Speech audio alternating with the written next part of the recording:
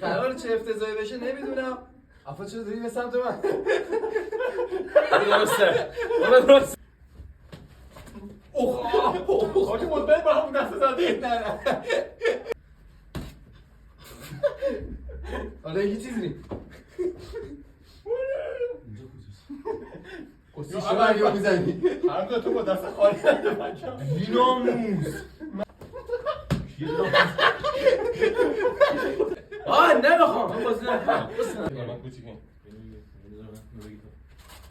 دندان نکنه عزیزم.